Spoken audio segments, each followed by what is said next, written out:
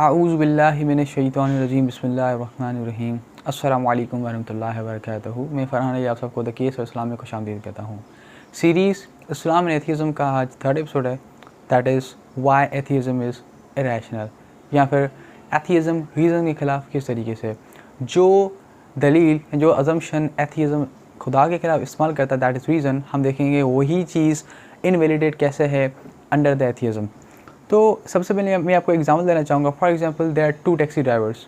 एक वो है जिसके आंखों पर ब्लाइंड फोल्ड है, यानी कि आंखों पर पट्टी बंधी हुई है, और एक वो है जो कि देख पा रहा है। अब अगर कोई ये कहे कि वो शख्स जिसकी आंखों पे पट्टी बंधी हुई है वो आसानी से किसी भी डेस्टिनेशन तक पहुंचा देगा, तो हम कहेंगे कि वो पर्सन इरैशनल है। अगर वो इनसे नहीं है तो कम से कम इरैशनल है, क्योंकि एक अंधा बंदा कभी भी किसी भी प्रॉपर डेस्टिनेशन पर नहीं पहुंचा सकता है।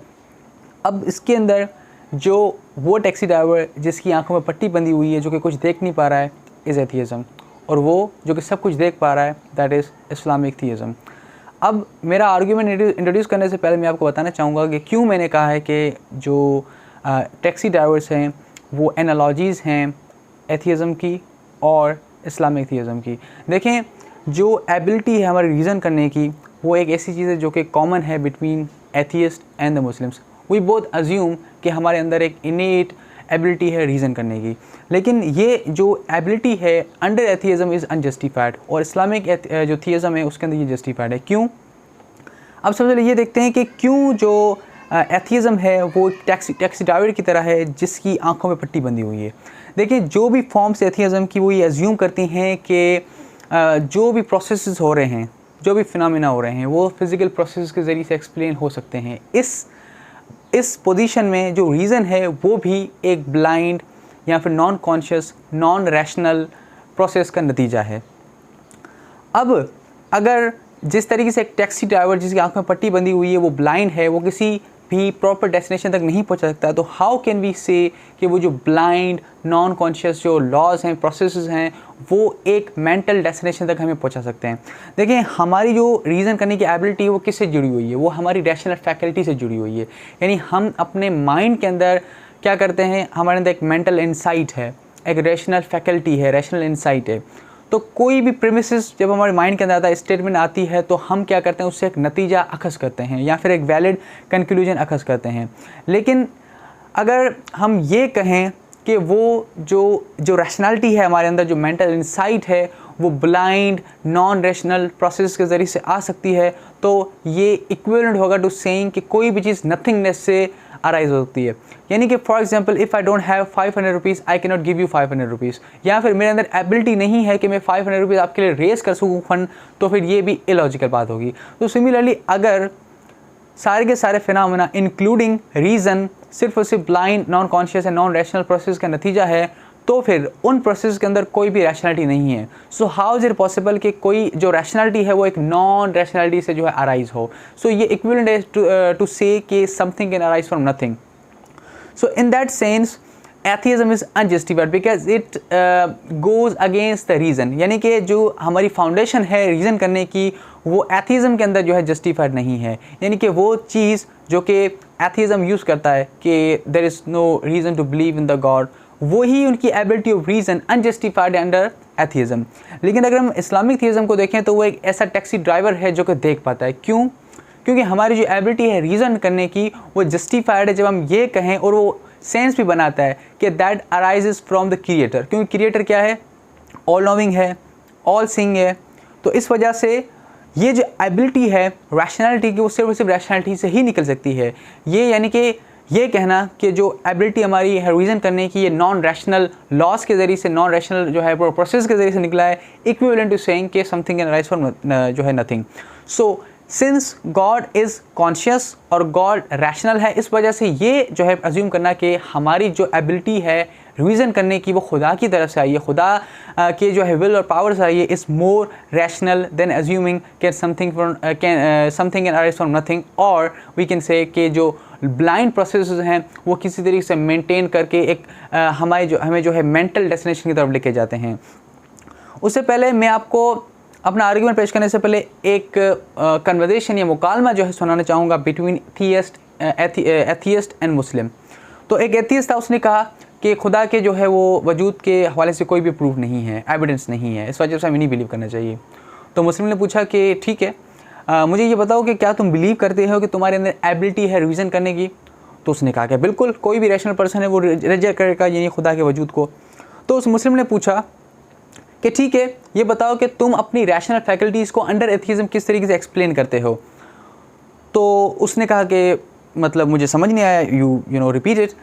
तो उसने एक्सप्लेन करके और बताया कि आपके नज़दीक, एथिज्म के नज़दीक जो भी फिनोमेना है वो सिर्फ़ और सिर्फ फिज़िकल प्रोसेस के ज़रिए से ही एक्सप्लेन हो सकते हैं। तो उसने कहा कि बिल्कुल ऐसा है। तो फिर मुस्लिम ने सवाल पूछा कि जो फिज़िकल स्टफ़ है वो कोल्ड, वो लाइफलेस और ब्लाइंड है, नॉन रैशनल है, तो ये कैसे है कि जो रैशनैलिटी है वो नॉन रैशनैलिटी से जो है अराइज़ करे? या फिर हम कहें कि अगर कोई भी चीज़ जो है उस चीज़ से कैसे यानी कि निकल सकती है अगर वो चीज़ उसमें सिरे से मौजूद ही नहीं है? या फिर मैं कहूँ, जैसे मैं एग्जाम्पल थी कि अगर मेरे पास 500 रुपये नहीं है मेरी जेब में तो मैं आपको नहीं दे सकता हूँ, या फिर मेरे अंदर एबिलिटी नहीं है देने की तो फिर मैं आपको वो नहीं दे सकता हूँ। सो इन दैट सेंस उसने पूछा कि आप अपनी जो एबिलिटी है रीज़न की उसको किस तरीके से एक्सप्लेन करेंगे? तो ऐसे उसने कहा कि ठीक है, जो हमारे जो ब्रेन है वो इवॉल्व हुआ है, ठीक है ना। और फिर मुस्लिम ने पूछा कि एथिज्म के मुताबिक सारा का सारा जो यानी कि इवोल्व ब्रेन है वो रिज़ल्ट है जो है ब्लाइंड प्रोसेस का। सो वही बात आ गई कि वो नॉन जो है वो कॉन्शियस नॉन जो है रैशनल हो जाएगा। तो एथिस्ट ने कहा कि हमारा जो ब्रेन है वो इवॉल्व हुआ है टू बी रैशनल, ताकि हमारे जो सर्वाइवल है वो ज़्यादा बढ़ सके, यानी कि जो अच्छे और बुरे और राइट और रॉन्ग, फॉल्स और ट्रू की जो यानी कि इम्तियाज़ है वो इस वजह से हमारे अंदर पैदा हुई कि हम सर्वाइवल हमारा बढ़ सके। यहाँ पर जो है मुस्लिम ने कहा कि ये एक नॉन फैक्चुअल बात है, क्योंकि किसी भी बिलीफ का फॉल्स या फिर ट्रू होने से उसके सर्वाइवल से कोई ताल्लुक नहीं है। हम जो है फॉल्स बिलीफ रख कर भी जो है सर्वाइव कर सकते हैं। We will discuss it in later on. तो उसके बाद जो है एथिस्ट ने यानी कि ये जो है वेपन इस्तेमाल करने की कोशिश की कि ठीक है, हम दोनों ही अज्यूम करते हैं कि हमारे अंदर जो है वो एबिलिटी है रीज़न करने की, so this is not an issue. और उसने कहा कि मैं जो है नहीं मानूंगा जब तक तुम मुझे प्रूफ नहीं करोगे कि खुदा है। तो मुस्लिम ने जवाब दिया कि under Islamic theism it is no a problem कि आप जो है अपनी एबिलिटी टू रीज़न को एक्सप्लेन करें, लेकिन अंडर एथीइज्म क्योंकि वो रिजेक्ट करता है रीज़न को just because rationality can not rise from the non rational laws, so that's why it is not justified. और उसने जो बात कही थी कि you have to prove to me God first, तो ये उसका जो लफ्ज़ था प्रूफ, ये भी सिग्निफाई करता है कि उसके अंदर एक एबिलिटी रीज़न है। और अगर एथीइज्म जो है जस्टिफाई नहीं कर पा रहा है एबिलिटी रीज़न, तो उसका जो ये सवाल है ये भी न्यूलिफाइड है, क्योंकि he has no right to ask, he is not justified to making such an assumption। या फिर उसको एथीइज्म रिजेक्ट करना पड़ेगा या फिर वो ये कहना छोड़ दे कि हम जो है वो रीजनेबल हैं या फिर हम जो है रैशनल हैं। तो इस्लामिक थीइज्म तो इसमें क्लियर है कि खुदा है क्रिएटर और वो जो है ऑल नोइंग ऑल सीइंग है, तो उसने जो है इंसानों को ये रैशनल फैकल्टी दी है, एबिलिटी टू रीज़न दी है, क्योंकि वही जो है इन लॉस के ज़रिए से एजेंट है, डूअर है, जो कि इन लॉस के ज़रिए से जो है हम क्या करते हैं, अपनी जो प्रीमिसेस है, स्टेटमेंट्स है, उसके ज़रिए से एक लॉजिक या फिर एक कंक्लूजन तक पहुंचते हैं। उससे पहले मैं आपको बताना चाहूँगा कि दर हकीकत रीज़न क्या है। इस आर्गुमेंट के कॉन्टेक्स्ट के अंदर रीज़न जो है रेफ़र करता है हमारी जो रैशनल फैकल्टीज़ हैं उसकी तरफ, यानी कि हम ट्रूथ को एक्वायर करते हैं, हम डिस्कवर करते हैं, हम जो है वो इन्फर, डिड्यूस और इंड्यूस करते हैं। तो हमारी जो रैशनल फैकल्टी का जो एक सिग्निफिकेंट एस्पेक्ट है वो ये है कि हम अपने दिमाग के अंदर एक एबिलिटी रखते हैं एक वैलिड कंक्लूजन फॉर्म करने की। यानी हमारे दिमाग जब हम रीज़न करते हैं लॉजिकली, तो हमारे दिमाग के अंदर एक यानी कि रैशनल इंसाइट होता है या फिर मेंटल इंसाइट भी आप कह सकते हैं, उसके अंदर प्रीमिसेस होते हैं और जो उससे कंक्लूजन निकलेगा वो कंक्लूजन नेसेसरीली फॉलो करेगा किसको, उस प्रीमिसेस को या उस स्टेटमेंट्स को। अब ये जो चीज़ है, ये जो हम देखते हैं कि हमारा दिमाग जो है एक नतीजा निकाल रहा है, ये हम एम्पिरिकली जो है एस्टेब्लिश नहीं कर सकते हैं, हालांकि एग्जिस्ट करता है। सो इससे ये एक बात भी प्रूव हुई कि एम्पिरिसिज्म क्या हुआ, लिमिटेड है। अब इसमें जो डिडक्टिव आर्ग्यूमेंट्स होते हैं, ये गुड एग्जाम्पल है to explain rational to explain rational जो इंसाइट होता है या मेंटल इंसाइट होता है उसको। कैसे? डिडक्टिव आर्ग्यूमेंट्स वो होते हैं जिसके जो प्रीमिसेस है वो गारंटी करते हैं the validity of the conclusion, यानी कि उसमें जो है लाजमी प्रीमिसेस एक कंक्लूजन की तरफ लेके जाएंगे। और एक डिडक्टिव आर्ग्यूमेंट तभी वैलिड होता है जब उसका जो कंक्लूजन है वो अपनी प्रीमिसेस को फॉलो करे, नेसेसरीली फॉलो करे।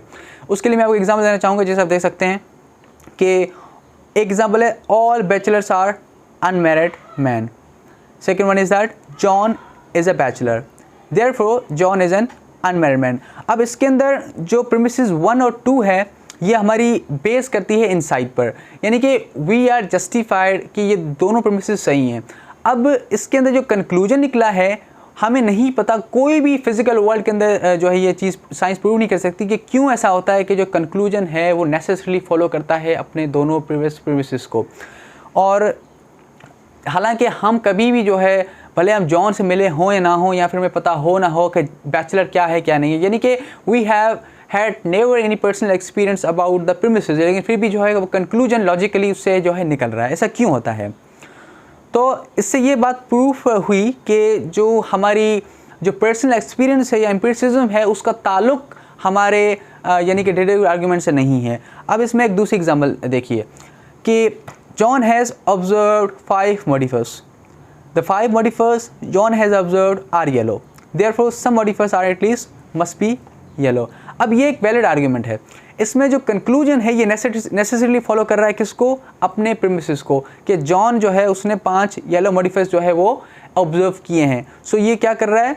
फॉलो कर रहा है अपने प्रीमिसेस को। अब इसमें हमें आइडिया नहीं है कि हम क्यों इस लॉजिकल वैलिडिटी ऑफ कंक्लूजन पर बिलीव करते हैं, हालांकि हमें पता भी नहीं कि मॉडिफायर्स क्या है। बाय द वे मॉडिफायर्स कोई वर्ड नहीं है, it's just a made up word, लेकिन देखिए हम फिर भी जो है एक लॉजिकल कंक्लूजन की तरफ जो है चले गए। या इसी तरीके से अगर आप येलो को जो है वो जेलो कर दें फिर भी कोई फ़र्क नहीं पड़ेगा, हम फिर भी जो है अपने मेंटल इंसाइट की मदद से कंक्लूजन तक पहुंच जाएंगे। अब ये क्यों होता है? ये इस वजह से होता है क्योंकि हमारे दिमाग के अंदर एक लॉजिकल फ्लो ऑफ आर्ग्यूमेंट है जो कि हमें कंक्लूजन की तरफ जो है लेके जाता है। सो दैट्स वाई जो हमारे माइंड्स के अंदर, यानी इससे 2 बातें प्रूव होती हैं कि हमारे माइंड के अंदर जो कंक्लूजन होते हैं वो ना कि सिर्फ यानी कि इंडिपेंडेंट है किसी भी एक्सटर्नल एविडेंस से, और दूसरा ये कि हमारा जो माइंड है वो नेसेसरली फॉलो करता है, यानी कि कंक्लूजन जो निकलता है हमारे माइंड के अंदर वो फॉलो करता है दोनों प्रीमिसेस को, 1 और 2 को। अब ये जो चीज़ है कि हमारी जो प्रीमिसेस हैं वो डायरेक्ट करती हैं हमें एक मेंटल डेस्टिनेशन की तरफ या फिर कंक्लूजन की तरफ। ये जो चीज़ है ये किसी भी ब्लाइंड जो है नॉन रैशनल या नॉन कॉन्शियस प्रोसेस के ज़रिए से नहीं हो सकती है। याद रखिए मैं बात कर रहा हूँ without God, in the absence of God, ठीक है ना, कि खुद ब खुद कोई प्रोसेस ब्लाइंड जो है वो कुछ करें। जैसे मैंने कहा कि जो रैशनैलिटी है वो कभी भी नॉन रैशनैलिटी से जो अराइज नहीं हो सकती है। इसका मतलब ये हुआ कि हम फिज़िकल प्रोसेस की मदद से जो हमारी एबिलिटी है टू एक्सप्लेन द रीज़न उसको जस्टिफाइड नहीं कर सकते हैं। अब हम देखते हैं कि जो रीज़न है ये साइंस का अजम्पशन कैसे है। देखिए हमारा जो ह्यूमन माइंड है ये एक डिस्टिंक्टिव क्वालिटी रखता है फ्रॉम द एनिमल्स। हमारे अंदर एक अकल है, एक रैशनल फैकल्टी है, हम कंक्लूजन निकालते हैं, लेकिन ये वो चीज़ है जो कि एनिमल्स में नहीं है। यानी हम ट्रू और फॉल्स, वाइल्डनेस और ब्यूटी के बीच में फ़र्क और इम्तियाज़ कर सकते हैं। तो हम जब कोई भी साइंटिस्ट जब साइंस यानी कंडक्ट करता है उससे पहले उसके अंदर एक एबिलिटी होती है रीज़न करने की। यानी even before conducting the science you have to believe in the assumption that you have the ability to reason. यानी जो भी साइंटिस्ट एक जो वर्ड इस्तेमाल करता है जैसे प्रूफ, एविडेंस और फैक्ट और जो ना ये सारी चीज़ें, तो ये इसी बेस पे करता है कि वो बिलीव करता है इस अजम्पशन पर कि उसके पास एबिलिटी है रीज़न करने की। तो यानी कि ह्यूमन जो प्रैक्टिस है साइंस की वो इस अजम्पशन पर रेस्ट आउट करती है कि हम रीज़न कर सकते हैं। अब ये जो एग्जिस्टेंस ऑफ रीज़न है ये इससे ये बात यानी प्रूव हुई कि फुली हम जो है किसी भी साइंटिफिक एक्सप्लेनेशन से अकाउंट नहीं कर सकते हैं। उसकी वजह क्या है? क्योंकि जब भी कोई साइंटिस्ट अटैम्प्ट करता है किसी भी यानी कि हाइपोथेसिस को या क्वेश्चन को आंसर करने के लिए, तो फिर वो बिलीव करता है इस अजम्पशन पर कि जो रिजल्ट्स हैं वो हम रैशनलाइज कर सकते हैं। तो इससे ये बात प्रूव हुई कि और साइंटिस्ट भी इस बात को मानते हैं कि हमारे पास जो है लॉजिकल एक एबिलिटी है एक यानी कि उस कंक्लूजन को एक्सेस करने की। तो इससे ये बात हुई कि before in conducting the science you have to believe that you have the reason. अब इससे ये बात नहीं यानी कि मैं कह रहा हूँ कि जो साइंस है वो हमें पार्शियल एक्सप्लेनेशन भी नहीं दे सकती है अबाउट आवर एबिलिटी रीज़न, लेकिन जब फाउंडेशनल एक बात आएगी कि वो रीज़न कहाँ से जो है वो आ रहा है और अगर वो फिज़िकल प्रोसेस के ज़रिए से आ रहा है तो इसकी एक्सप्लेनेशन क्या होगी। तो यहाँ पर जो है ये जो फिज़िकल प्रोसेस ये इनएडिक्वेट हमें एक्सप्लेनेशन देते हैं अबाउट दिस, क्योंकि रीज़न का एक ट्रांसेंडेंट यानी कि डायमेंशन है, उसका जो डायमेंशन है वो किसी भी पर्सनल यानी कि एविडेंस या फिर एक्सपीरियंस से ताल्लुक़ नहीं रखता है। तो इसके अंदर ही जो है हमारी जो एबिलिटी है एक लॉजिकल यानी कि कंक्लूजन तक पहुँचने की, उसमें ये चीज़ इंक्लूड है। So the fact that we see conclusions in our mind, जो कि यानी कि हम मतलब वेरीफाई भी नहीं कर सकते हैं एम्पिरिकली, इससे ही बात प्रूव होती है कि साइंस सिर्फ जो है वो ऑब्जर्वेबल फैक्ट से जो है ताल्लुक़ रखती है, और उसका ताल्लुक़ जो है वो जो नॉन फिज़िकल चीज़ें हैं उनसे बराह रास्त नहीं है। सो अगर कोई ये कहे कि साइंस जो है वो हमारी जो एबिलिटी है रीज़न को उसको एक्सप्लेन कर सकती है, तो ये उससे पहले उसको रीज़न चाहिए। यानी कि साइंटिस्ट पे अगर निकलेगा रीज़न को एक्सप्लेन करने के लिए, तो उससे पहले उसको ये बिलीव करना पड़ेगा कि मेरे पास रीज़न है। सो ये एक सर्किल यानी कि बन जाएगा, और इससे जो है हम कभी भी इसका जवाब जो है असल वो हासिल नहीं कर पाएंगे। तो यहाँ पर एक पॉइंट दूसरी आती है अजम्पशंस, यानी कि कुछ लोग कह सकते हैं कि जो अजम्पशंस हैं वो हमें ट्रू लेने पड़ते हैं विदाउट द एविडेंस। ठीक है ना, ये बात ठीक है कि अजम्पशंस जो है हम विदाउट एविडेंस ही लेते हैं, लेकिन कुछ अजम्पशंस वैलिड होते हैं, कुछ इनवैलिड होते हैं।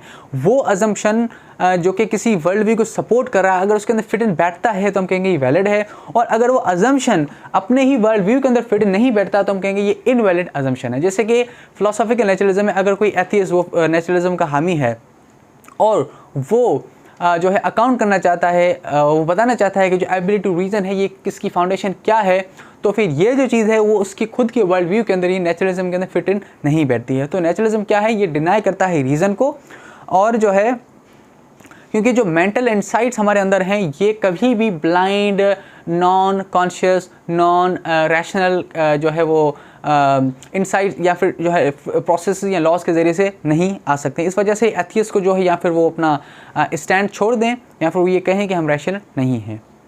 अच्छा, अब हम देखते हैं कि एथियज़म के अंदर क्यों जो है वो रैशनल फैकल्टी जस्टिफाइड नहीं है। जैसे मैंने कहा कि मोस्ट एथियस्ट जो है वो फिलोसॉफिकल नेचुरलिस्ट होते हैं। तो अगर किसी अब नेचुरलिस्ट से या जो एथियस्ट जो कि नेचुरलिज्म का हामी है उसे पूछेंगे कि रियलिटी की आखिरी लेवल क्या है, तो वो वहीं पूछेगा कि they are just the results of the blind forces, जिसकी कोई डायरेक्शन नहीं है, कोई इंटेंशनल फोर्स नहीं है, कोई इसको डायरेक्ट नहीं कर रहा। लेकिन हमारा बिलीव ये है कि इन प्रोसेस को एक हस्ती है, क्रिएटर जो कि डायरेक्ट कर रही है। ठीक है ना, और वो कॉन्शियस है और रैशनल है। इस वजह से ये जो प्रोसेसेस हैं ये सारे हमें एक मेंटल एक डेस्टिनेशन की तरफ, एक कंक्लूजन की तरफ लेके जाते हैं। लेकिन अगर खुदा को जो है वो हटा दिया जाए तो ये खुद ब्लाइंड रह जाएंगे, जिसकी कोई भी डायरेक्शन नहीं है, और फिर हमारी जो एबिलिटी है किसी भी चीज़ को रैशनली कंक्लूड करने की, हमसे जो है वो बिल्कुल यानी कि वो इलॉजिकल हो जाएगी। तो हमारी जो एबिलिटी है प्रीमिसेस को हासिल करके और उन्हें जो है एक मेंटल डेस्टिनेशन की तरफ लेके जाने की इनवैलिड हो जाएगी अगर हम ये पोस्टुलेट करें कि हमारी जो एबिलिटी है वो नॉन कॉन्शियस फिजिकल प्रोसेस के जरिए से आ रही है। जैसे मैंने कहा कि a thing can not arise from anything if it does not contain it और it does not have ability और potential to give rise to it. So इसी तरीके से जैसे मैंने शुरू में एग्जाम्पल दी थी, एक दूसरी एग्जाम्पल है कि दो अगर ड्राइवर्स हैं, एक अंधा है और एक जो है वो देख पा रहा है, तो ये इरेशनल होगा हम कहें कि एक अंधा ड्राइवर वो हमें किसी मंजिल तक पहुंचा देगा। सिमिलरली एक अंधे जो लॉज हैं वो किस तरीके से हमें एक मेंटल डेस्टिनेशन की तरफ या कंक्लूजन की तरफ जो कि वैलिड होता है पहुंचा सकता है। सो इस पर्सपेक्टिव से जो एथियज़म है अपनी नेचुरलिस्टिक पर्सपेक्टिव के की वजह से इरेशनल है, ना कि सिर्फ इरेशनल है बल्कि वो रीज़न के भी जो है खिलाफ है। तो इनवैलिडेट करता है वही चीज़ जो कि वो खुदा के खिलाफ इस्तेमाल करना चाहता है, यानी कि रीज़न को, वही इनवैलिडेट है किसके अंडर एथियज़म। इस आर्ग्यूमेंट के बावजूद भी एक कुछ जो है एथियस्ट हैं वही ऑब्जेक्शन लेते हैं, जिसमें से एक जो है ऑब्जेक्शन ये है कि जो कंप्यूटर प्रोग्राम्स होते हैं ये I will cover it in the last of this episode, लेकिन उससे पहले इजमालन जो है एक मैं बता देता हूँ कि वो कहते हैं कि कंप्यूटर प्रोग्राम्स उनमें भी जो है डिडक्टिव रीजनिंग होती है, यानी डिडक्टिव रीजनिंग इन सेंस के वो भी यानी कि नतीजे अखज़ करते हैं प्रीमिसेस को फॉलो करते हुए। लेकिन यहाँ पर एक बात समझने की चाहिए कि जो कंप्यूटर प्रोग्राम्स होते हैं वो सिंटैक्टिक यानी कि सिंबल्स पर काम करते हैं, यानी कि कुछ मैनिपुलेशन ऑफ सिंबल्स पर काम करते हैं। उसका ताल्लुक सेमेंटिक्स से, मीनिंग से नहीं होता। यानी कंप्यूटर्स जो हैं वो अपनी जो मीनिंगफुल इंसाइट है उसके बारे में सोच नहीं सकते हैं। They don't have minds like the human beings. अच्छा, अब यहाँ पर एक सवाल आता है कि क्या डार्विनियन एवोल्यूशन हमारा जो एक रैशनल फैकल्टी हम दिमाग के अंदर रखते हैं उसको जस्टिफाई कर सकता है या नहीं कर सकता। तो नेचुरलिस्ट जो होते हैं उनका मुताबिक हमारा जो माइंड है वो इवॉल्व हुए टू बी रैशनल, यानी कि इन ऑर्डर टू सर्वाइव हमने सही और गलत के फ़र्क को जो है वो समझा, ताकि हम अपने इन्वायरमेंट के बारे में जो है वो समझ सकें। अच्छा, अब ये जो सही और गलत का फ़र्क है, उनके नज़दीक ये जो है वो सर्वाइवल के लिए जो है ज़रूरी था। हालांकि डिस्पाइट द फैक्ट कि नेचुरलिज्म इस अजम्पशन को इनवैलिडेट करता है क्या कि हमारी जो एबिलिटी है वो रीज़न वो क्या है, लेकिन जो डार्विनियन एवोल्यूशन ये सरफेस लेवल पर ऐसा लग रहा होता है कि एक प्लॉसिबल एक्सप्लेनेशन है, लेकिन जब हम इसको थोड़ा डीप डाउन करते हैं तो हमें इसमें इतने ज़्यादा प्रॉब्लम्स मिलते हैं कि खुद जो डार्विन है उसने लेटर लिखा था अपने दोस्त को 1881 के अंदर। उसने कहा था कि but with me the horrid doubt always arises whether the convictions of man's mind, which has been developed from the mind of the lower animals, are of any value or at all trustworthy. Would anyone trust in the convictions of monkey's mind if there are any convictions in such a mind? So अब हम देखते हैं कि जो naturalistic evolution है वो किस तरीके से हमारी एबिलिटी टू रीज़न को जस्टिफाई करता है। नेचुरलिस्टिक एवोल्यूशन, याद रखिए, इसमें हम अभी डिवाइन इंटरवेंशन यानी कि इससे फ्री है, उसमें किसी भी खुदा का रोल नहीं है, यानी खुद ब खुद वो ब्लाइंड फोर्सेस के ज़रिए से हो रहा है। अब हम देखते हैं कि जो यानी कि ये जो नेचुरलिस्टिक एवोल्यूशन है इसका कॉन्सेप्ट क्या है। तो इसमें कुछ प्रॉब्लम्स हैं।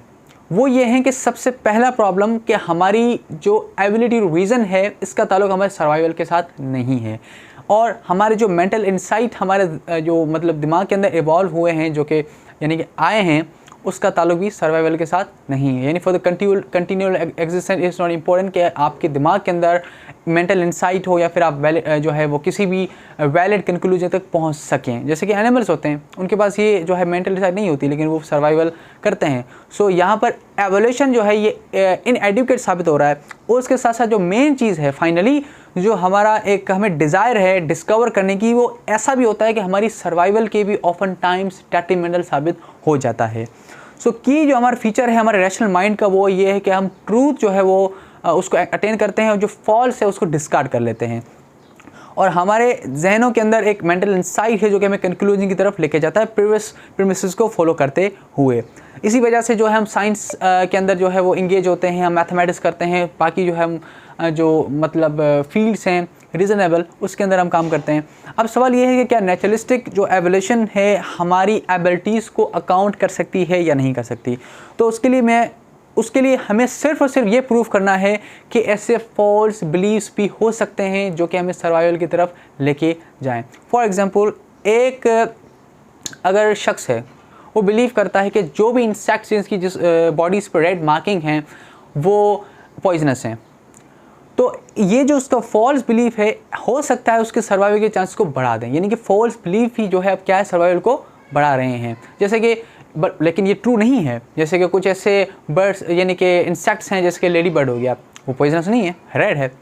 तो इसी तरीके से अगर कोई ये बिलीव करता है कि जो फंजाई हैं सारे के सारे पॉइजनस हैं, तो इससे उसकी सर्वाइवल जो है वो बढ़ सकती है, वो पॉइजनस और हार्मलेस दोनों उससे बढ़ सकता है। लेकिन ये भी जो है वो फॉल्स बिलीव है, क्योंकि फंजाई जैसे बॉटम मशरूम वो भी इस तरीका के उसके अंदर जो है वो पॉइजनस नहीं है। सो इससे ये बात साबित हुई कि हमारी जो एक सही और गलत की एक जो तमीज़ है उसका ताल्लुक सर्वाइवल के साथ नहीं है। जैसे कि जो इंसेक्ट्स हैं, बीटल्स हैं, they have survive for the millions of years, लेकिन उन्हें जो है वो मतलब रैशनल फैकल्टीज़ की ज़रूरत नहीं है सर्वाइवल के लिए। सो इससे ये बात साबित होती है कि ये जो है इनएडिक्वेट है। यही चीज़ जो है प्रोफेसर एंथनी ओ हेयर ने कही थी। उसने एग्जांपल दी थी कि कुछ से बर्ड्स, फॉर एग्जाम्पल एक बर्ड है वो उन कैटरपिलर्स को अवॉइड करता है जिनके जिस्मों पे कलरिंग है, क्योंकि वो समझता है कि वो पॉइजनस है। लेकिन इस वजह से वो ऐसे भी यानी कि कैटरपिलर्स को अवॉइड करता है जो कि नॉन पॉइजनस हैं या फिर हार्मलेस हैं। सो इससे वो ये जो है नतीजा अखज़ करते हैं। मैं पढ़ के सुना देता हूँ। Of course the survival chances of the bird are increased by its avoidance of the caterpillar type which includes both noxious and harmless caterpillars. So इससे बात ये साबित हो गई कि एवोल्यूशन का ताल्लुक सही और गलत के फ़र्क से नहीं होना चाहिए था। दूसरी बात, जो हमारी एक डिज़ायर है डिस्कवर करने की किसी भी चीज़ को, ये भी एक प्रॉब्लम है अगेंस्ट द एवोल्यूशन। कैसे? यानी कि एवोल्यूशन की हमें जो है ज़रूरत नहीं है कि हमें एक ऐसी एबिलिटीज़ मिलती जिसके ज़रिए से हम समझ सकते हैं मैथमेटिक्स को, साइंस को, या जो है बाकी जो है उलूम को। अब जैसे कि मैंने कहा कि इंसेक्ट्स जो हैं they have survive well for the millions of years, लेकिन वो आपने कभी नहीं देखा होगा इंसेक्ट बैठ कर टेबल पर वो ये बताया आपको कि जो है वो एथियज़म क्यों इरेशनल है। मतलब कुछ भी हो सकता है ये। बहरहाल ये जो है ज़रूरी नहीं है। इस तरीके से जब हम देखते हैं कि एक एस्ट्रोनॉइट होता है, वो क्या करता है, वो एक यानी कि एक मून की तरफ सफ़र कर रहा है। अब उसे पता है कि may be he will return और नॉट, ठीक है, हो सकता है कि स्पेस में वो पहुँचे ही ना, उससे पहले ही उसकी डेथ हो जाए, लेकिन वो सर्वाइवल से डेट्रीमेंटल है उसके लिए, लेकिन फिर भी वो अपना वो सफ़र तय कर रहा है। क्यों ऐसे ह्यूमन बीइंग जो है ऐसा है कि वो जो है ना इन एक्टिविटीज़ में, या फिर एक जो मंक होता है वो अपने आप को जो है दुनिया से बिल्कुल अलहदा करके सेलिब्रेट हो जाता है और वो जो है वो पीस, इंटरनल पीस के लिए ज़िंदगी छोड़ देता है। ये तो उसकी रिप्रोडक्शन और उसकी सर्वाइवल के लिए डेट्रीमेंटल है। तो फिर ऐसा क्यों होता है? या फिर एक सी एग्जाम्पल आप देखते हैं, एक क्लाइंबर जो है माउंट एवरेस्ट पर चढ़ता है अपनी जान को जो है वो ख़तरे में डालते हुए, सो डिज़ायर टू डिस्कवर है। तो इसका ताल्लुक तो यानी सर्वाइवल के डेट्रीमेंटल हो रहा है। लेकिन एवोल्यूशन क्या मेंटेन करता है कि हमारा जो ताल्लुक है वो सारा सर्वाइवल के साथ है। Evolution is just concern with the survival. लेकिन जो डार्विनियन एवोल्यूशन ये इनएडिक्वेट है। क्यों? क्योंकि हमारी जो एबिलिटी है डिस्कवर करने की, जो रीज़न करने की, मेंटल इंसाइट से, उसका ताल्लुक एवोल्यूशन के साथ नहीं है, क्योंकि उसका ताल्लुक तो सिर्फ और सिर्फ किसके साथ है, जो है वो सर्वाइवल के साथ है। सो सर्वाइवल और रिप्रोडक्शन के साथ उसका ताल्लुक है। That's why it can not account for our ability to reason, और ना ही जो हमारी जो डिज़ायर टू डिस्कवर है उसको भी ये अकाउंट कर सकता है। तो ये वो चीज़ है जो कि काफ़ी एकेडमिक्स ने भी इसको यानी कि फील किया है। जैसे कि एक बायोलॉजिस्ट हैं जिनका नाम है जॉन ग्रे, उन्होंने कहा कि if the human mind has evolved in obedience to the imperatives of survival, what reason is there for thinking that it can acquire knowledge of reality when all that is required in order to reproduce the species is that its errors and illusions are not fatal? A purely naturalistic philosophy cannot account for the knowledge that we believe we possess. इसी तरीके से DNA discover Francis Crick ने कहा कि our highly developed brains after all were not evolved under the pressure of discovering scientific truths. यानी कि हम जो है इसलिए नहीं जो है, अगर एवोल्यूशन को सही माना जाए तो एवोल्यूशन का काम तो इससे है ही नहीं। इस तरीके से कॉग्निटिव साइंटिस्ट जो है जो स्टीवन पिंकर ने लिखा कि our brains were shape for fitness not for truth, sometimes the truth is adaptive and sometimes it is not. So इसी बात साबित हुई कि जो हमारी, इसी तरीके से सैम हैरिस जो कि आउटस्पोकन एथियस्ट हैं, उसने भी इस चीज़ को जो है वो एडमिट किया, लेकिन उसने वही बात की कि science will eventually find the answers. वही एक डिल्यूजन जिनके अंदर ये लोग रहते हैं। तो उसने कहा कि our logical, mathematical and physical intuitions have not been design by natural selection to track the truth. ये लिमिटेशन है यानी कि जो है वो डार्विनियन एवोल्यूशन की। तो ये कभी भी जो है हमारी जो एबिलिटी टू रीज़न है उसको एक्सप्लेन नहीं कर सकती है। अब हम आते हैं इस्लामिक थीइज़म पर। क्यों इस्लामिक थीइज़म सबसे बेस्ट एक्सप्लेनेशन है? देखिए, हमने पहले आपको बताया कि अगर मेरे पास कोई चीज़ अवेलेबल नहीं है मैं आपको नहीं दे सकता हूँ, या फिर अगर मेरे पास एबिलिटी नहीं है तो वो भी फिर भी मैं आपको नहीं दे सकता हूँ। इस तरीके से हमने देखा कि जो फिज़िकल प्रोसेसेस हैं ब्लाइंड, वो इनएडिक्वेट हैं क्या वो बता सकें कि किस तरीके से रैशनैलिटी जो है वो हमारे अंदर पैदा हुई। लेकिन गॉड जो है makes sense of the fact कि हमारे पास रैशनल फैकल्टीज़ हैं। क्यों? क्योंकि रैशनलिटी सिर्फ और सिर्फ रैशनलिटी से ही अराइज हो सकती है। दैट्स वाई गॉड जो कि क्रिएटर है, जो कि वाइज है, जो कि ऑल सीइंग है, वो ये काबिलियत रखता है कि वो हमें रैशनल माइंड दे। और रैशनल माइंड क्यों दिया? ताकि हम इसकी मदद से डिस्कवर कर सकें, खुदा के वजूद को जो है वो हम देख सकें, उसको समझ सकें, उस पर गौर व फिक्र कर सकें, उसका शुक्र कर सकें। इस तरीके से जो है इस्लामिक थीइज़म एक यानी कि ब्यूटीफुल और जो है सिंपल आंसर देता है इस मेन क्वेश्चंस को, जो कि अभी इस एपिसोड के अंदर जो है मैंने रेस किए थे। तो खुदा ने हमें रैशनल माइंड दिया है कि हम जो है मतलब उसकी मैजेस्टी को एक्नॉलेज कर सकें। इस तरीके से कुरान के अंदर अल्लाह ताला ने फरमाया कि then do they not reflect upon the Quran और there locks upon the hearts, यानी कि क्या ये कुरान पर गौर फिक्र नहीं करते या फिर इनके दिलों पर ताले पड़ गए हैं। इस तरीके से कुरान ने फरमाया so will you not reason. So Islam जो है ये रीज़न पर जो है फोकस करता है, लेकिन एथीज़म है जो कि डिनाई करता है रीज़न को। हमने देखा किस तरीके से वो इरेशनल बिलीव्स और अजम्पशन जो है वो होल्ड करता है। So God give us the rational mind, ताकि हम जो है उस और जो हमें जो डिज़ायर दी है डिस्कवर करने की वो भी अल्लाह ने दी है। दैट्स वाई हम मैथमेटिक्स और साइंस इन सारी चीज़ों के अंदर महारत रखते हैं। लेकिन साइंटिस्ट का और एथियस्ट का ये हाल है कि वो गॉड गिफ्ट जो कि अल्लाह ताला ने हमें दिया था, they are using it against the God. So अब इसमें कुछ ऑब्जेक्शंस हैं that I will answer. Our ability to reason इसके बारे में। तो सबसे पहला है God of the gaps. God of the gaps यानी कि एक ऑब्जेक्शन है जो कि ये कहता है कि साइंटिफिक नॉलेज के अंदर अगर कोई गैप है तो फिर वो जो बिलीफ इन द गॉड है उसकी तरफ हमें जो है it should not lead us toward that. लेकिन यहाँ पर एक बात समझने की है कि जो भी अभी मैंने आर्ग्यूमेंट्स पेश किए हैं इस एपिसोड के अंदर, इसमें कहीं पर भी साइंटिफिक नॉलेज के अंदर गैप एड्रेस नहीं किया गया है, बल्कि यहाँ पर तो जो साइंस की फाउंडेशन है उसके बारे में बात की गई है। क्योंकि देखें, कोई भी साइंस जो है वो अगर कंडक्ट करता है साइंटिस्ट, तो उससे पहले उसको ये बिलीव करना पड़ेगा अजम्पशन पर that we have the reason.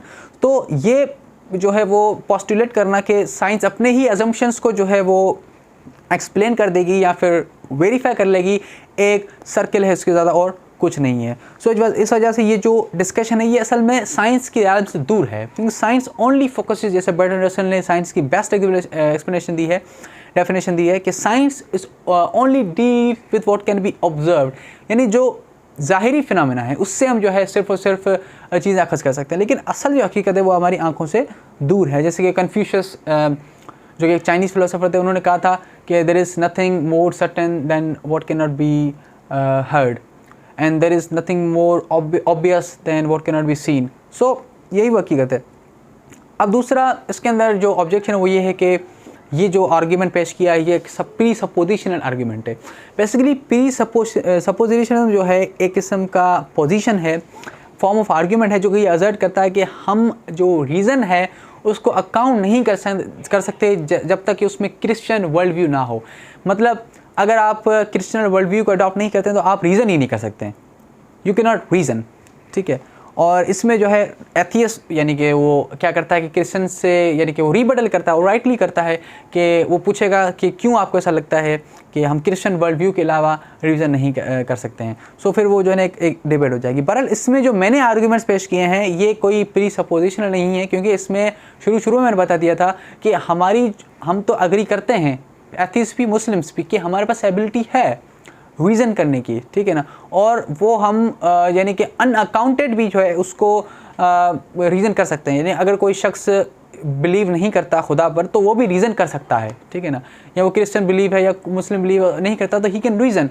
बात आती है फाउंडेशन पर, जब आप पूछते हैं कि ये कहाँ से आया और उसका यानी कि जो सिरा है वो क्या है, तो एट द टाइम ये, और हम ये देखते हैं कि जो बेस्ट वर्ल्ड व्यू है वो क्या सपोर्ट करता है। यानी हमें तो पता है, फैक्ट है कि हम रीज़न कर सकते हैं, लेकिन कौन सा वर्ल्ड व्यू जो है हमारी एबिलिटी को बेस्ट डिफाइन करता है। तो हमने देखा कि जो थियज़म है it best explains our ability to reason. अब इसमें तीसरा ऑब्जेक्शन ये है कि जो रैशनैलिटी है, जो मेंटल इंसाइट है, वो कॉम्प्लेक्सिटी से अराइज हो सकती है। कैसे? असल में जो इमर्जेंट मटीरियलिस्ट हैं वो ये कहते हैं कि जो कॉम्प्लेक्स सिस्टम होते हैं अगर उनको हम डिकन्स्ट्रक्ट करके अगर इंडिविजुअल कंपोनेंट कर दें, ठीक है ना, तो इंडिविजुअल कंपोनेंट्स के अंदर जो चीज़ें, जो प्रॉपर्टीज़ होती हैं नहीं होती हैं, वो जब कॉम्प्लेक्स सिस्टम बन जाएगा तो उसके अंदर न्यू प्रॉपर्टीज़ जो है वो इमर्ज होना शुरू हो जाएंगी। मतलब ये कहना चाहते हैं कि अगर हम माइंड के सारे कॉम्प्लेक्स जो यानी कि सिस्टम से उसको अगर हम समझ जाएं पूरी की पूरी तरह, तो फिर हम ये बता सकते हैं कि हमारी एबिलिटी रीज़न क्या है। तो इसमें जो है इनको एक कॉन्फिडेंस मिलता है। ये एग्जाम्पल देते हैं हिस्ट्री ऑफ साइंस की कि एक वक्त था कि कोई चीज़ें जो है वो मिस्ट्री थी साइंस के अंदर, और फिर वो डीमिस्टिफाइड हो गई जब हमने उसके कॉम्प्लेक्स जो प्रोसेस को समझा और फिर हमें वो जो है वो हकीकत मनकशफ हो गई। अब इसमें प्रॉब्लम ये है कि अच्छा, उससे पहले वो एग्जाम्पल देते हैं, कॉमन एग्जाम्पल वाटर की, H2O की। वाटर बना है हाइड्रोजन और ऑक्सीजन से। अब वो कहते हैं कि वाटर के अंदर वो वाटर यानी कॉम्प्लेक्स है सिस्टम, तो वाटर के अंदर वो प्रॉपर्टीज़ हैं जो कि हाइड्रोजन के अंदर और ऑक्सीजन के अंदर मौजूद नहीं हैं। तो ये कहते हैं कि अगर हमने माइंड के सारे प्रोसेस को समझ लिया, कॉम्प्लेक्सिटी को समझ लिया, ठीक है ना, तो न्यू प्रॉपर्टीज यानी कि हम समझ सकते हैं किस तरीके से फिजिकल प्रोसेस के ज़रिए से जो है रैशनैलिटी अराइज हुई है। अब इसके अंदर प्रॉब्लम ये है कि जो मैंने अभी आर्गुमेंट पेश किए हैं इसमें फिजिकल चीज़ से अराइज होना तो है ही नहीं। यानी कि जैसे हाइड्रोजन और वाटर ये मिलकर क्या करते हैं, वाटर बनाते हैं, दोनों फिजिकल चीज़ें हैं। That is not the point. Point ये है कि एक नॉन फिजिकल चीज़ एक फिजिकल चीज़ से कैसे अराइज हो सकती है, that is a main problem. Non physical चीज़ क्या है, हमारी मेंटल इंसाइट, यानी हमारी एबिलिटी टू कंक्लूड समथिंग, ठीक है ना, जो प्रीमिसेस हमें एक डायरेक्शन की तरफ, एक कंक्लूजन की तरफ लेके जाते हैं। लेकिन और वो किस तरीके से फिजिकल चीज़ यानी कि जो फिजिकल लॉज हैं, प्रोसेस, उसके ज़रिए से कैसे अराइव हो सकती है। So that is the main point. और कैसे हो सकता है कि हम अगर हम पूरे के पूरे माइंड को जो यानी कि जो न्यूरोकेमिस्ट्री उसको समझ भी लें, तो हाउ इज़ इट पॉसिबल कि हम अपनी एबिलिटी टू रीज़न को समझ लेंगे, ठीक है ना। यानी कि अगर कोई थ्योरी जब ये कह रही है कि ये कॉम्प्लेक्सिटीज़ हैं, इसके ये मायने हैं, तो अगर वो यही नहीं बता रही है कि हमारी रीज़न कैसे जो है वो आती है या हाउ दे इमर्ज, तो फिर why should we give importance to that theory. वो तो मतलब यही होगा इक्विवेलेंट टू सेइंग कि इट जस्ट हैपेंस। सो ये कोई यानी कि रैशनल अप्रोच नहीं है। तो ये जो इमर्जेंट मटेरियलिज्म बेसिकली जो नेचुरलिस्टिक वर्ल्ड व्यू के अंदर एक गैप था उसको फिल करने के लिए आया था, लेकिन it became it was discarded, क्योंकि ये जो है बात इरेशनल है। अब एक जो आर्ग्यूमेंट पेश किया जाता है कि किस तरीके से, जैसे हमारा तो आर्ग्यूमेंट ये है कि रैशनैलिटी कभी भी नॉन रैशनैलिटी से जो है वो अराइव नहीं हो सकती, यानी कि जो ब्लाइंड प्रोसेस है उसके ज़रिए से कभी भी जो है मेंटल इंसाइट ग्रो नहीं हो सकता है। तो इसमें ये आर्गुमेंट देते हैं कि देखिए कंप्यूटर्स होते हैं, कंप्यूटर प्रोग्राम्स होते हैं, वो जो है उनके अंदर डिडक्टिव रीजनिंग की एबिलिटी होती है, और वो किससे बने हुए हैं, कंप्यूटर प्रोग्राम्स फिजिकल प्रोसेस से बने हुए हैं, दे आर नॉट कॉन्शियस, लेकिन फिर भी देखो वो जो है वो कंक्लूजन निकालते हैं, वैलिड कंक्लूजन। और जो यानी कि हमारी जो एबिलिटी है कंक्लूड करने की, या जो मतलब जो एबिलिटी है प्रीमिसेस से कंक्लूजन की तरफ जाने की, ये एक हमारी रैशनल फैकल्टी का की फीचर है। तो वह कहते हैं देखो ये तो हो गया। अब देखें मसला इसके अंदर ये है कि जो कंप्यूटर प्रोग्राम्स हैं, जैसे मैंने बताया कि ह्यूमन रीजनिंग वो बेस करती है हमारी जो मीनिंगफुल इंसाइट पर, यानी जो कंक्लूजन्स हम अखज़ करते हैं उसके बारे में हम सोच सकते हैं, उसकी इम्प्लीकेशन के बारे में हम सोच सकते हैं। लेकिन जो कंप्यूटर प्रोग्राम्स होते हैं they can not see anything. क्यों? क्योंकि उनके अंदर माइंड नहीं होता। ह्यूमन्स के अंदर इंसाइट होता है, कंप्यूटर्स के अंदर इंसाइट नहीं होता। और दूसरी बात, जो कंप्यूटर प्रोग्राम्स होते हैं वो हमेशा जो है वो सिंटैक्स पे काम करते हैं, यानी सिंटैक्टिकल स्ट्रक्चर्स पे काम करते हैं। They are not concern with semantic, यानी कि मीनिंग पर काम नहीं करते हैं। यानी जो प्रोग्राम वो कर रहे हैं, जो प्रोग्रामिंग हो रही है, उन्हें कंप्यूटर्स को पता नहीं है कि वो क्या कर रहे हैं। जैसे हम ह्यूमन बीइंग, मुझे पता है मैं क्या कर रहा हूँ अभी, या फिर मैं जो कंक्लूजन निकाल रहा हूँ वो क्या है, लेकिन ये मामला कंप्यूटर्स के साथ नहीं है। वो सोच नहीं पाते हैं कि वो क्या कर रहे हैं। इसकी एग्जाम्पल मैं आपको देता हूँ। जैसे आप स्क्रीन पर देख सकते हैं कि 3 सेंटेंस लिखे हुए हैं, आई लव माई फैमिली, दूसरा भी यही आई लव माई फैमिली, और तीसरा भी यही आई लव माई फैमिली। पहला इंग्लिश है, दूसरा ग्रीक है, तीसरा बंगला है। अब तीनों के सेमेंटिक्स जो है वो सेम है, लेकिन सिंटैक्स जो है यानी कि स्ट्रक्चर जो है, फॉर्म जो है, सिंबल जो है वो डिफरेंट है। अब हमने सिंटैक्स को तो डिफरेंट कर लिया, लेकिन सिंटैक्स को डिफरेंट करने से मीनिंग पर असर नहीं पड़ा। और अगर जो बंगला के अंदर लिखा हुआ है, अगर मैं इनके लेटर्स को आगे पीछे कर भी लूँ, फिर भी मैं कभी भी समझ नहीं पाऊँगा कि ये क्या लिखा हुआ, बिकॉज आई डोंट नो बंगला। सो इसमें जो हमें कंक्लूजन मिलता है वो ये है, जो कि आप देख सकते हैं कि कंप्यूटर प्रोग्राम्स आर सिंटैक्टिकल, ये एस्टेब्लिश हो गया कि वो सिंटैक्स पे काम करते हैं। दूसरा, हमारे जो माइंड से है वो सिमेंटिक्स हैं, उसमें हमारे माइंड में मीनिंग है। और तीसरा, जो सिंटैक्स है वो सफिशिएंट या कंस्टिट्यूटिव नहीं है सिमेंटिक्स के लिए। और चौथा, जो हम नतीजा निकालते हैं वो ये है कि जो कंप्यूटर प्रोग्राम्स हैं वो खुद माइंड्स नहीं है। इसी एग्जाम्पल आप ये चलेंगे, एक एवेलेंच आता है और कुछ पत्थर जो है वो माउंटेन से गिरते हैं, और किसी समहाउ वो एक वर्ड बन जाता है आई लव माई फैमिली। तो ये इलॉजिकल होगा ये कहना कि खुद जो है वो उसको पता था जो है माउंटेन के पत्थरों को कि हम जो है आई लव माई फैमिली बना रहे हैं। सो इलॉजिकल बात है। That is just the manipulation of the symbols, not the semantic. It does not give rise to the meaning. तो कंप्यूटर प्रोग्राम्स जो हैं वो मैनिपुलेशन ऑफ सिंबल्स पे काम करते हैं, ना कि जो है वो मीनिंग्स पर। सो अब मैं आपको एक रिसर्च बताना चाहूँगा प्रोफेसर जॉन सेल्स की। तो उन्होंने एक रिसर्च की जिसका नाम है, एक्सपेरिमेंट किया, चाइनीज़ रूम थॉट एक्सपेरिमेंट। तो ये एक पावरफुल वे है शो करने का कैसे जो सिर्फ और सिर्फ सिंबल्स को मैनिपुलेट करने से मीनिंग पर यानी हम अंडरस्टैंडिंग जो है कि वो क्या उसकी मायने है उससे यानी कि फ़र्क नहीं पड़ता। जैसे कि उसने एक एक्सपेरिमेंट किया, उसके अंदर ये था कि एक रूम है, उसके अंदर एक बंदा है, उसको कुछ बास्केट यानी कि रखी हुई हैं और उसमें चाइनीज़ सिंबल्स हैं। अब वो जो बंदा जो कि रूम में मौजूद है उसको चाइनीज़ का एक वर्ड भी नहीं आता है, ठीक है। अब उसको एक इंग्लिश के अंदर, उसको इंग्लिश आती है, इंग्लिश की जो है उसको एक बुक दी जाती है, बुक रूल्स दी जाते हैं। अब बाहर से जो है एक बंदा है जो कि वो बास्केट जो है भेज रहा है। अब उस बंदे को क्या करना है, उस बुक रूल्स की मदद से जो है उसके यानी कि सपोज करें सवालात हैं बाहर से आ रहे हैं चाइनीज़ सिंबल्स के अंदर। अब उस बंदे को क्या करना है, सिर्फ और सिर्फ उस बुक रूल्स को जो है वो देखकर सिंबल्स को मैनिपुलेट करना, यानी सिमेंटिक्स को नहीं, सिंटैक्स को मैनिपुलेट करके जो है वो जवाब देकर जो है वो बाहर जो है वो भेजना है।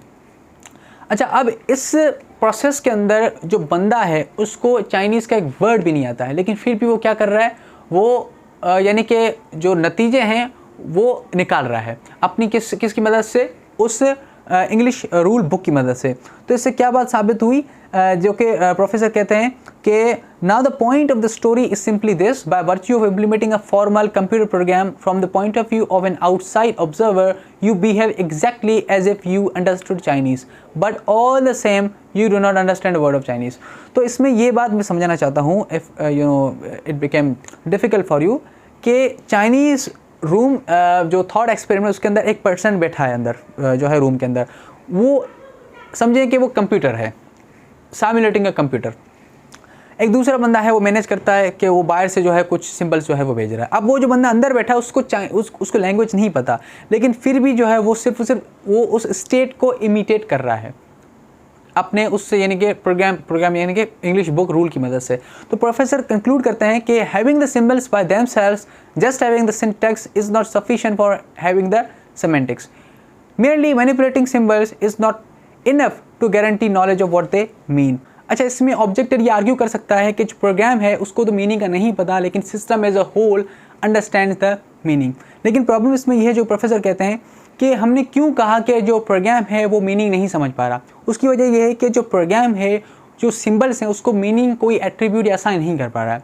और अगर प्रोग्राम ये काम नहीं कर पा रहा तो सिस्टम जो कि बेस करता है प्रोग्राम पर, वो किस तरीके से एज अ होल मीनिंग समझ सकता है। तो प्रोफेसर कहते हैं कि you can not produce understanding just by having the right program. तो उन्होंने ये कहा कि फॉर एग्जांपल अगर इमेजिन करें कि आपने सारे के सारे जो रूल्स हैं वो याद कर लिए, और आपने जो है कंटेंट याद कर लिया, और अब जो है वो रूम नहीं, एक बाहर ओपन एरिया, उसमें आप ये मामला कर रहे हैं, और अगर आपने सारे कैलकुलेशंस भी जो है वो अपनी माइंड में ही आप कर रहे हैं, फिर भी आपको जो चाइनीज़ है वो आप नहीं पता होगी कि ये क्या जो इसकी माना है। तो इस तरीके से since I don't understand the Chinese, that's why system as a whole does not understand it. तो प्रोफेसर कहते हैं कि ये जो है इलॉजिकल बात है। तो इससे हमने देखा कि जो एथिज्म है वो cannot have monopoly on the reason. It is a shame कि जो ग्रोइंग एथिस्ट हैं वो ये क्लेम करते हैं कि they are rational in their position to say that they have got a reason against the existence of God.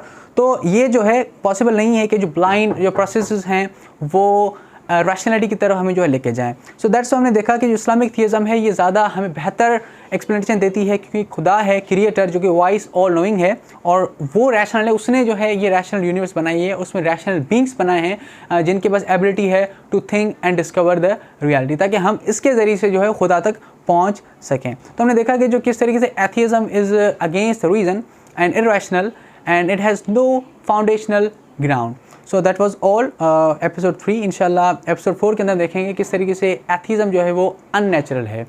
Till that, अस्सलाम वालेकुम, अल्लाह हाफ़िज़।